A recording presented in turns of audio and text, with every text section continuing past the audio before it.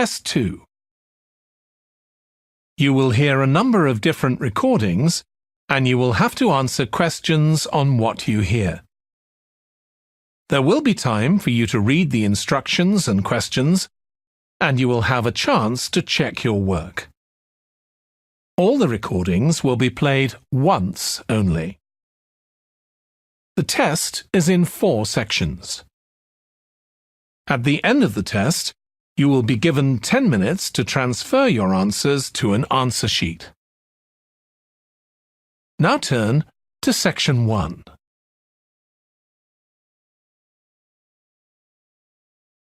Section 1. You will hear a woman phoning the secretary of a cycling club to find out about becoming a member. First, you have some time to look at questions 1 to 6.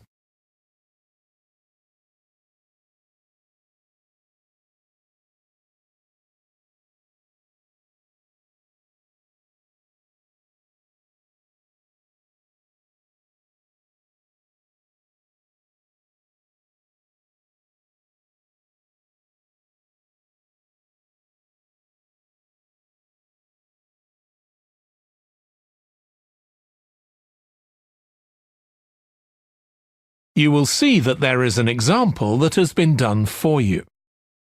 On this occasion only, the conversation relating to this will be played first. Hello, South City Cycling Club. Oh, hi. I want to find out about joining the club. Right, I can help you there. I'm the club secretary and my name's Jim Hunter. Oh, hi, Jim. The club secretary's name is Jim Hunter, so Hunter has been written in the space. Now we shall begin. You should answer the questions as you listen because you will not hear the recording a second time.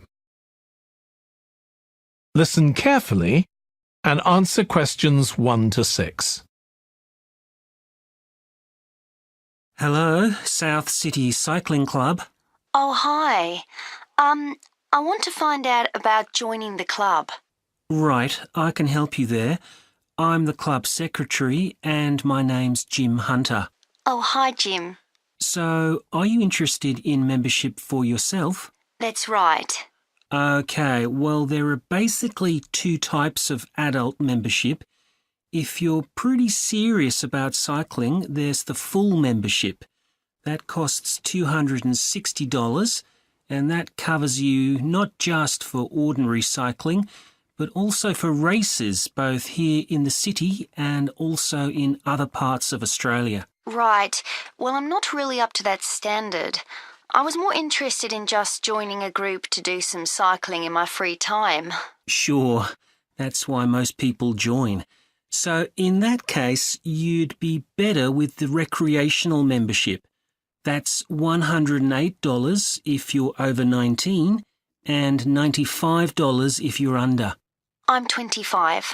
Okay, it's paid quarterly and you can upgrade it later to the full membership if you want to, of course.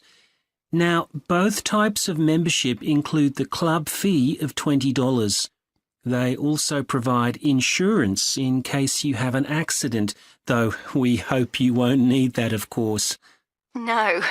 Okay, well, I'll go with the recreational membership, I think, and that allows me to join in the club activities and so on. That's right.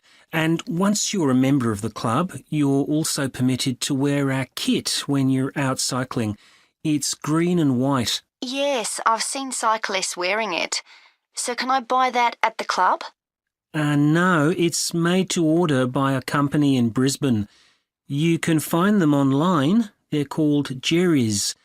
That's Jerriz.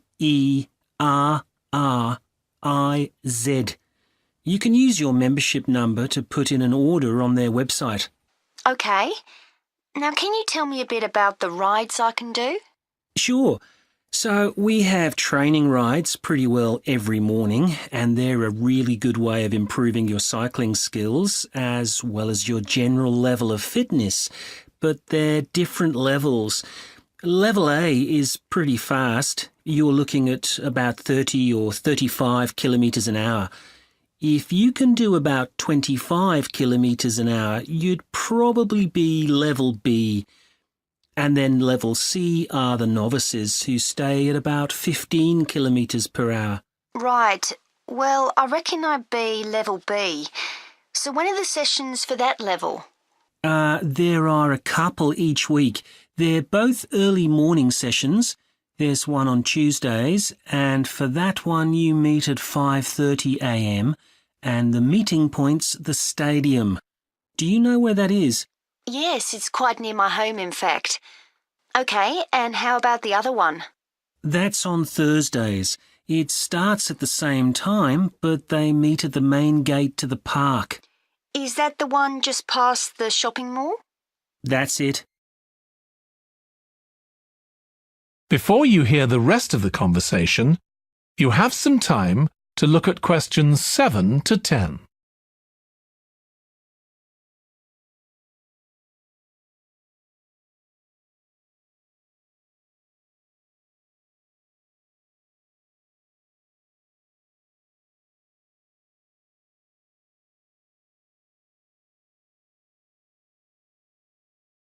Now listen and answer questions 7 to 10. So how long are the rides? They're about an hour and a half, so if you have a job, it's easy to fit in before you go to work. And the members often go somewhere for coffee afterwards, so it's quite a social event. OK, that sounds good. I've only just moved to the city, so I don't actually know many people yet. Well, it's a great way to meet people. And does each ride have a leader? Sometimes, but not always. But you don't really need one. The group members on the ride support one another anyway. How would we know where to go? If you check the club website, you'll see that the route for each ride is clearly marked. So you can just print that out and take it along with you. It's similar from one week to another, but it's not always exactly the same. And what do I need to bring? Well, bring a bottle of water and your phone. You shouldn't use it while you're cycling, but have it with you. Right. And in winter, it's well before sunrise when we set out, so you need to make sure your bike's got lights. That's OK. Well, thanks, Jim. I'd definitely like to join. So what's the best way of going about it? You can... That is the end of section 1. You now have half a minute to check your answers.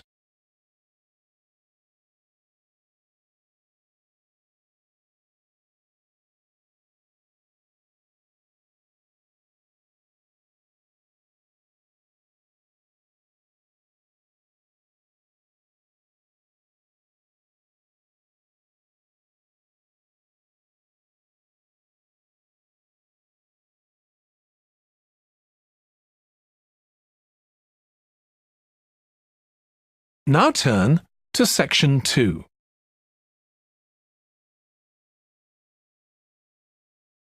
Section 2. You will hear a manager in a company talking to employees about volunteering for charity work. First, you have some time to look at questions 11 to 16.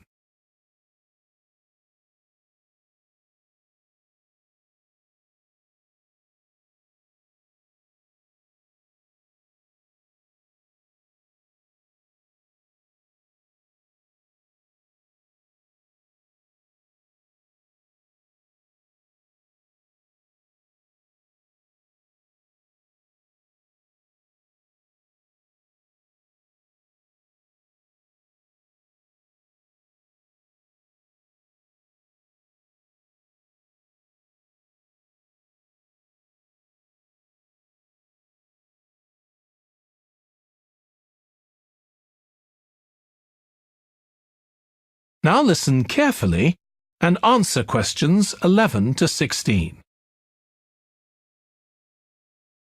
Thanks for coming, everyone.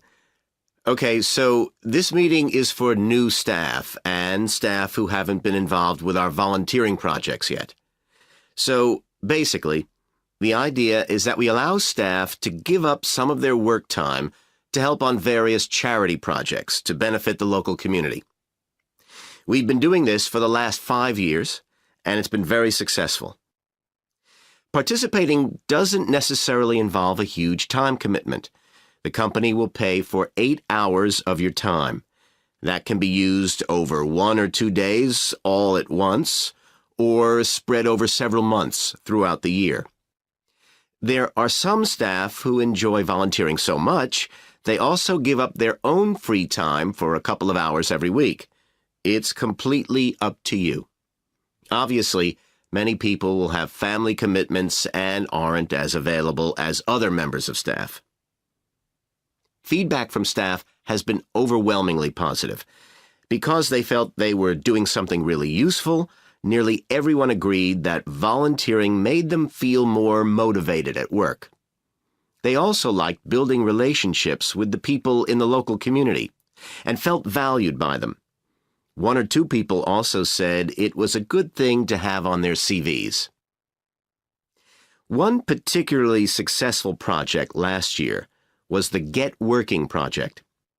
This was aimed at helping unemployed people in the area get back to work. Our staff were able to help them improve their telephone skills, such as writing down messages and speaking with confidence to potential customers, which they had found quite difficult.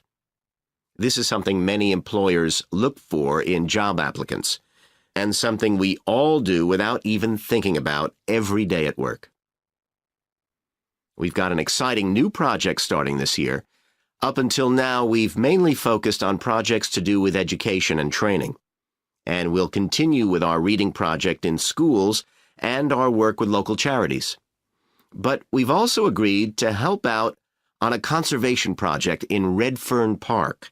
So if any of you fancy being outside and getting your hands dirty, this is the project for you. I also wanted to mention the annual Digital Inclusion Day, which is coming up next month. The aim of this is to help older people keep up with technology. And this year, instead of hosting the event in our own training facility, we're using the ICT suite at Hill College, as it can hold far more people. Invited over 60 people from the Silver Age Community Center to take part, so we'll need a lot of volunteers to help with this event. If you're interested in taking part, please go to the volunteering section of our website and complete the relevant form. We won't be providing any training for this, but you'll be paired with an experienced volunteer if you've never done it before.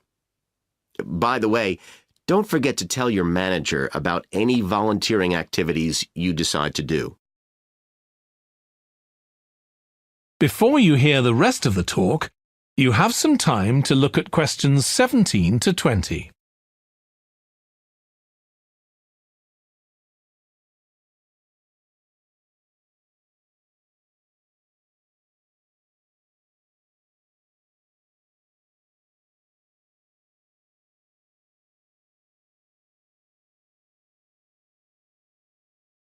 Now listen and answer questions 17 to 20. The participants on the Digital Inclusion Day really benefited. The majority were in their 70s, though some were younger, and a few were even in their 90s. Quite a few owned both a computer and a mobile phone, but these tended to be outdated models. They generally knew how to do simple things like send texts, but weren't aware of recent developments in mobile phone technology. A few were keen to learn, but most were quite dismissive at first. They couldn't see the point of updating their skills. But that soon changed. The feedback was very positive.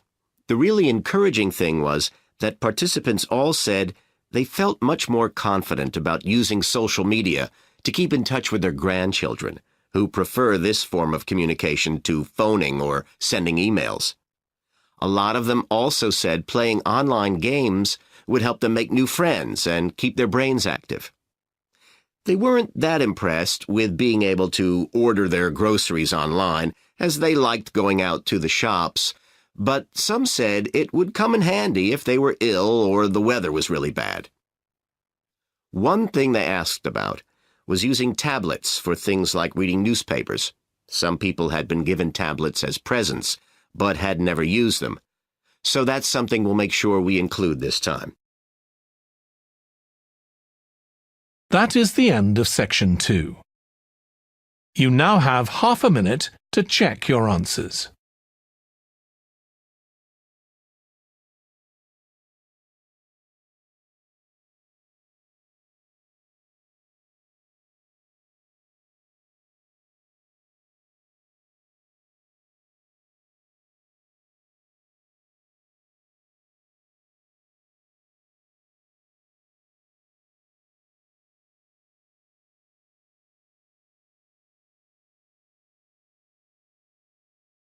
Now turn to section 3.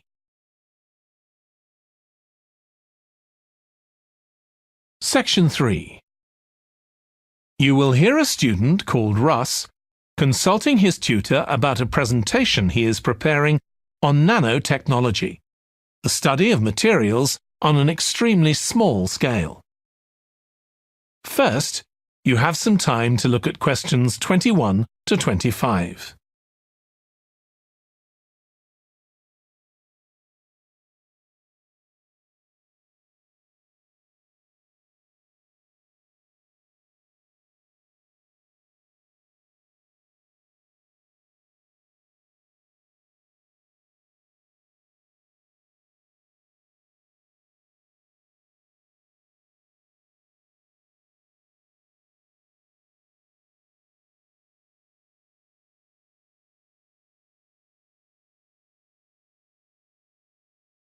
Now listen carefully and answer questions 21 to 25.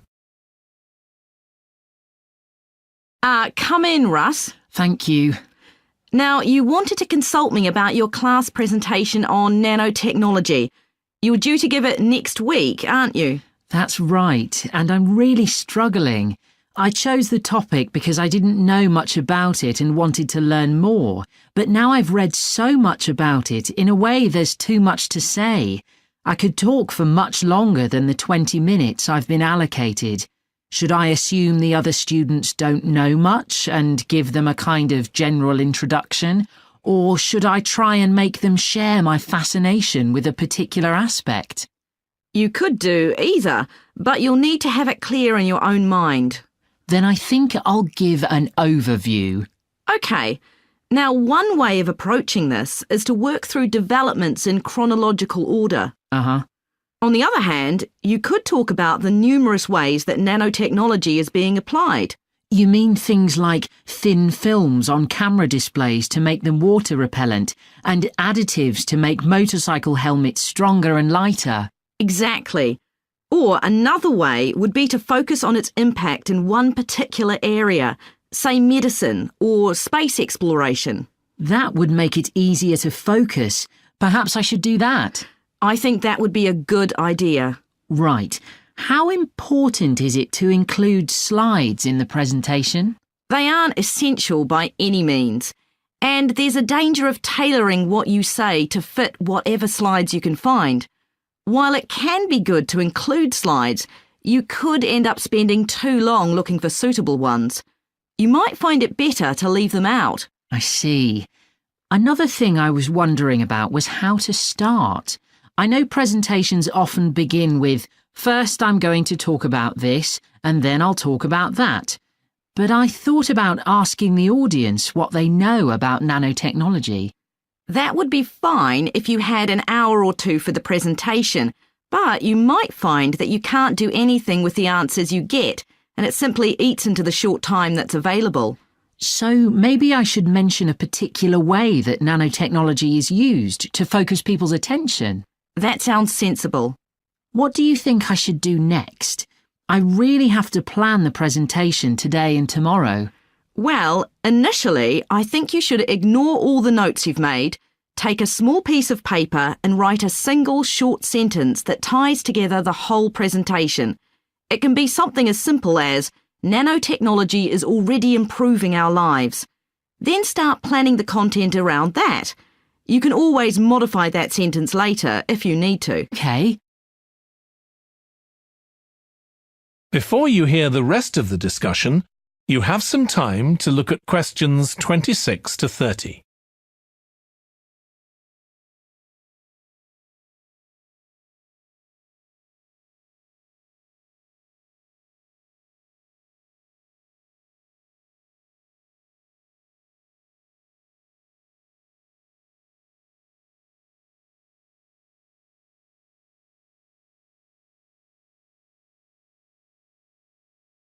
Now listen and answer questions 26 to 30.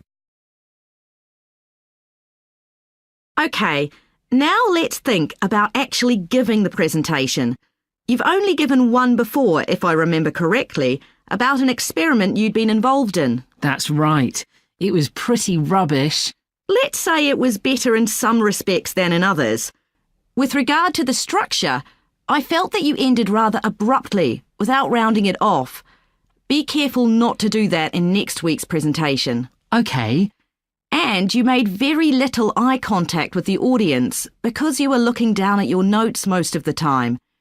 You need to be looking at the audience and only occasionally glancing at your notes.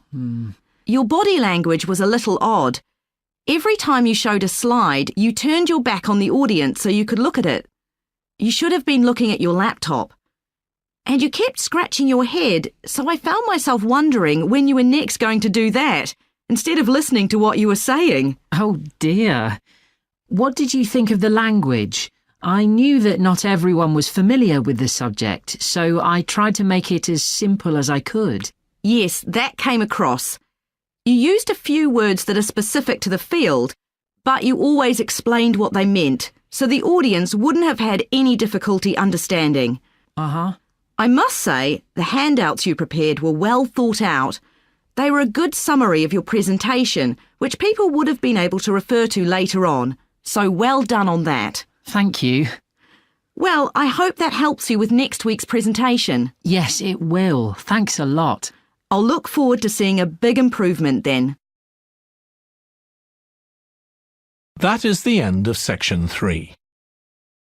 You now have half a minute to check your answers.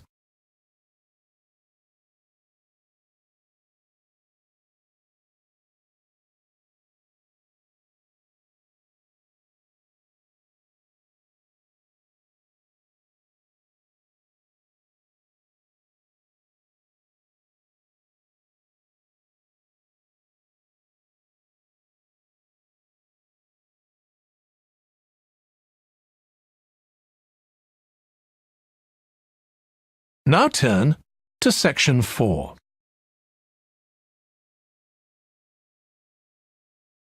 Section 4. You will hear a lecturer in psychology talking about a type of memory. First, you have some time to look at questions 31 to 40.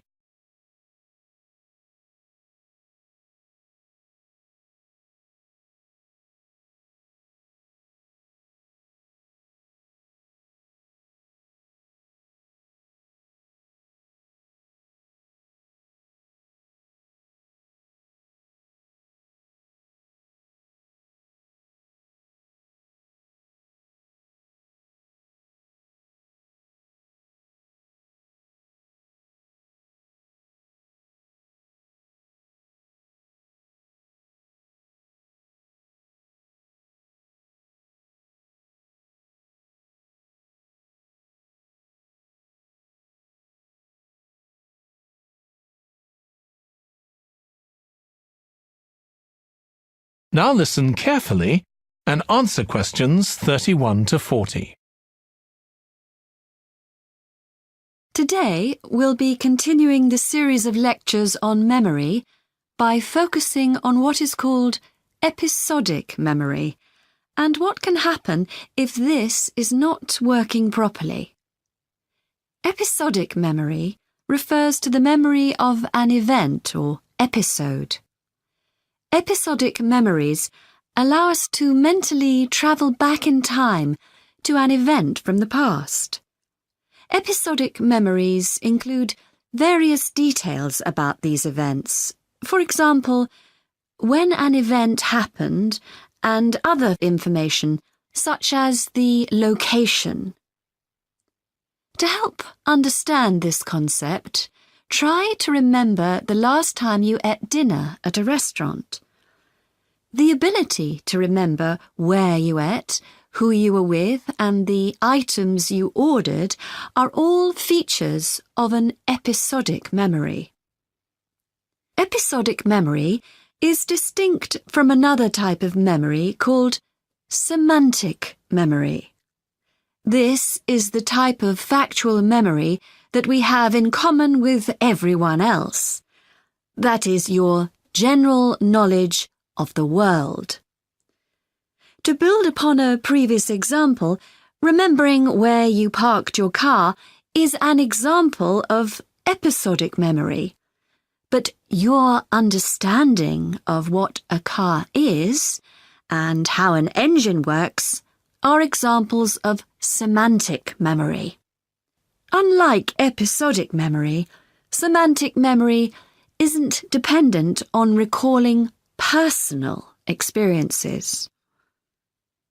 Episodic memory can be thought of as a process with several different steps of memory processing, encoding, consolidation, and retrieval. The initial step is called encoding. This involves the process of receiving and registering information which is necessary for creating memories of information or events that you experience. The degree to which you can successfully encode information depends on the level of attention you give to an event while it's actually happening. Being distracted can make effective encoding very difficult.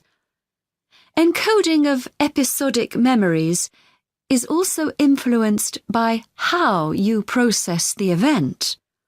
For example, if you were introduced to someone called Charlie, you might make the connection that your uncle has the same name. Future recollection of Charlie's name is much easier if you have a strategy to help you encode it. Memory consolidation, the next step in forming an episodic memory, is the process by which memories of encoded information are strengthened, stabilized, and stored to facilitate later retrieval. Consolidation is most effective when the information being stored can be linked to an existing network of information. Consolidation makes it possible for you to store memories for later retrieval indefinitely. Forming strong memories depends on the frequency with which you try to retrieve them. Memories can fade or become harder to retrieve if they aren't used very often.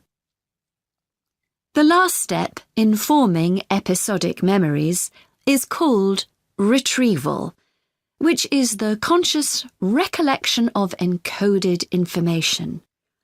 Retrieving information from episodic memory depends upon semantic, olfactory, auditory, and visual factors. These help episodic memory retrieval by acting as a prompt. For example, when recalling where you parked your car, you may use the colour of a sign close to where you parked. You actually have to mentally travel back to the moment you parked.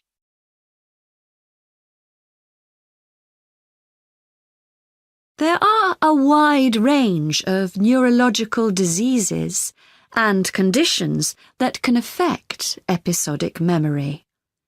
These range from Alzheimer's to schizophrenia to autism.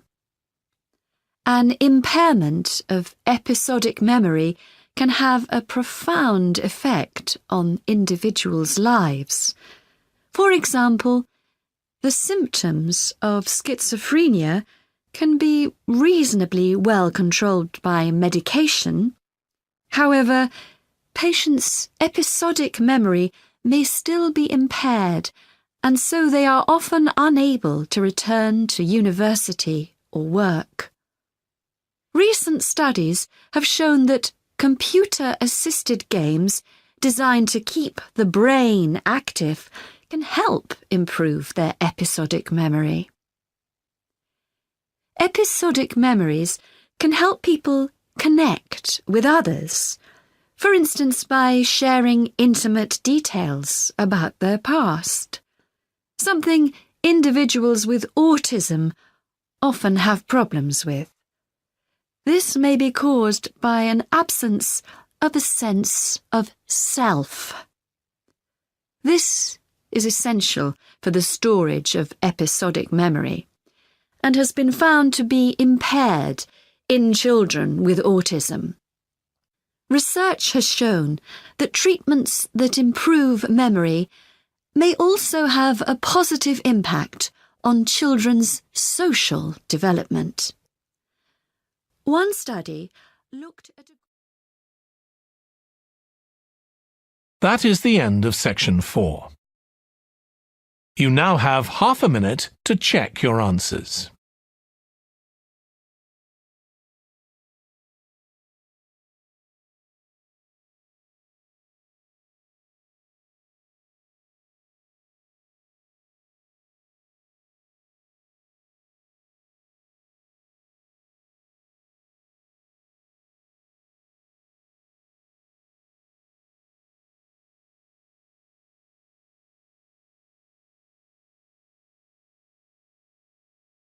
That is the end of the listening test.